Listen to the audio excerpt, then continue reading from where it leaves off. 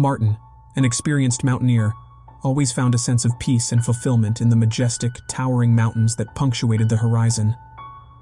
The mountain was an ageless, immovable creature, and the act of ascending it was a dance between man and nature.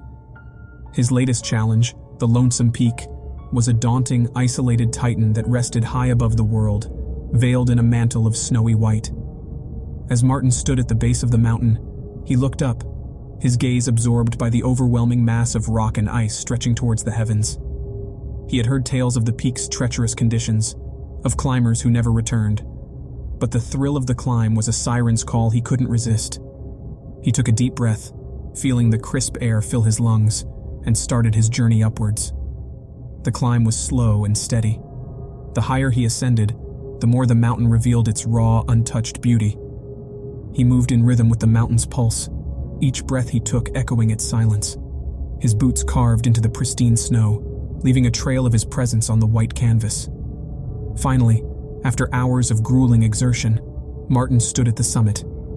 He breathed heavily, his breath fogging up in the frigid air. The view was breathtaking. He was above the world, the mountains his throne, the sky his canopy. With a sense of satisfaction enveloping him, he shuffled his feet, eager to soak in the panorama around him. Suddenly, the ground beneath him shifted. A large chunk of the peak slipped away, causing Martin's foot to slide onto a precarious rock. His heartbeat hammered in his ears as he realized that the rock underneath him was the only thing standing between him and a deadly plunge. Martin's voice ripped through the icy silence. "Help!" His desperate cry echoed back, a haunting reminder of his isolation. He tried his phone, but to no avail. The summit, so enticing moments ago, was now his icy prison. As hours turned into a chilling standoff between man and nature, Martin's mind was in overdrive, searching for an escape. His eyes fell on a stone platform about 10 feet away. Making the jump would be perilous, but it was his only hope. His heart pounded in his chest as he meticulously planned his jump, each detail, each possibility flashing through his mind. "I've conquered greater than you," he whispered to the mountain, trying to instill courage within himself. His muscles tensed, adrenaline flooding his veins. Time seemed to freeze as he took the leap of faith, his body hurtling through the cold air towards the platform. The world blurred around him, the only sound being the rush of wind in his ears. When his boots finally hit solid ground, he collapsed, relief washing over him. Regaining his composure, Martin prepared for his descent. He secured his rope around an outcrop and cautiously lowered himself. The moment hung in the air like a suspended breath. Martin was mid-descent, the rope his only lifeline against the unforgiving drop. The stone platform above, which had been his salvation minutes ago, was now an overhang of uncertainty. Suddenly, a small Alpine chough fluttered onto the scene. Its black plumage was a stark contrast against the white canvas of the mountain.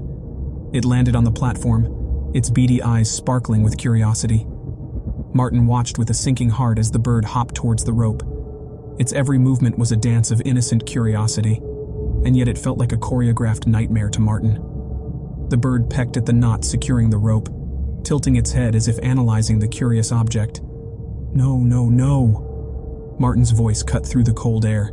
His warning was lost to the wind, merely echoing off the towering cliffs that surrounded him. The bird, unperturbed, continued its examination of the knot. Martin could only watch in mounting horror as the bird, with a swift pull of its beak, started to loosen the knot. He tried to climb up, tried to scare the bird away, but the angle was too steep, the distance too great. With a final tug, the bird untied the knot. Time seemed to stand still for Martin as he felt the rope slip away from the outcrop. His scream echoed through the icy stillness as he fell, a lone figure against the vast, indifferent face of the Lonesome Peak. Back at the platform, the Alpine chough merely fluttered its wings, an innocent creature unaware of the doom it had just caused. It took off, its silhouette disappearing into the cloud-laden sky. The mountain stood, a silent sentinel bearing witness to the tragic fall. The Lonesome Peak, living up to its ominous name, was once again left alone, the silence of the mountain broken only by the harsh whistle of the wind. The sun began to set, casting long shadows that danced upon the icy facade of the mountain, a haunting reminder of nature's indifferent beauty. When you subscribe, be sure to click the notification bell. Click here for more true scary stories.